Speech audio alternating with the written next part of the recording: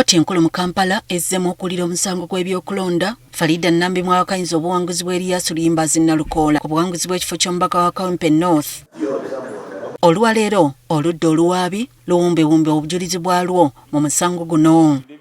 Bannamateeka ba Nambi nga bakulembeddwamu Ahmed Mukasa Kalule bategeezezza kkooti nga bwe kyali ekikyamu akakiiko k'ebyokulonda okulangirira Nalukoola kyokka nga tebafunye byava mu bifo 14 ebyalimu emivuyo. Mulamuzi tumwolese nti abantu betutamanyi balonda batya ennamba yaabwe kumpi ekubisaamu maagini emirundi 2.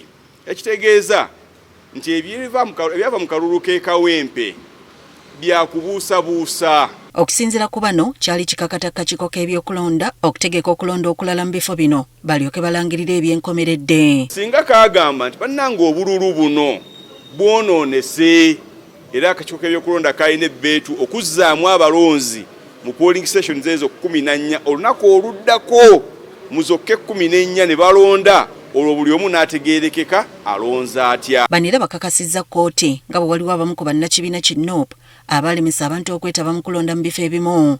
Honorable Balimwezo Ronald Nsubuga, Serunjogi Edward, Sempijja Joseph, Sam Kasirye.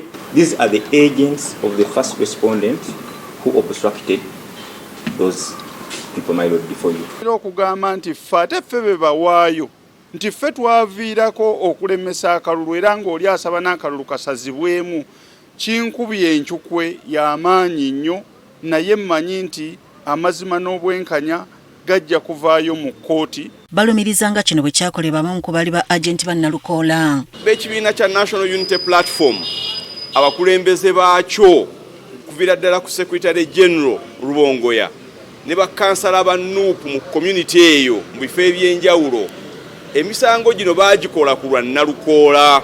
Bagamba waliwo abalala abeenyigira mu kutaataaganya ebyokulonda nga balemesa ab'akakiiko k'ebyokulonda e Kazangola kye bagamba nti kyataataaganya okulonda mu kifo kino. One Julius Mutebi Mathias Walukaga and Honorable Kiyaga Hilary aka Dr. Hildaman obstructed election officials.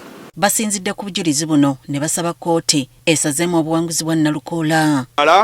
Amateeka ge tumuwadde gamala aleme kulonzalonza wabula okusazaamu akalulu k'e Kawempe North Nalukoola ajjibwe mu paalamenti kkooti eragire akalulu kaddibwemu. Bo bannamateeka ba Nalukoola beewunyizza ebimu ku byogeddwa bannamateeka ba Nambi. Oyinza kubanga gwe oleese violence mu kalulu ne woyagala weyambise violence eyo okuganyula nti okusazaamu akalulu ku lwa violence gye waleeta. Omulamuzi wa kkooti eno Bernard Namanya awadde Nalukoola olunaku lw'enkya nabo bajje bawumbewumbe okwewozaako kwabwe.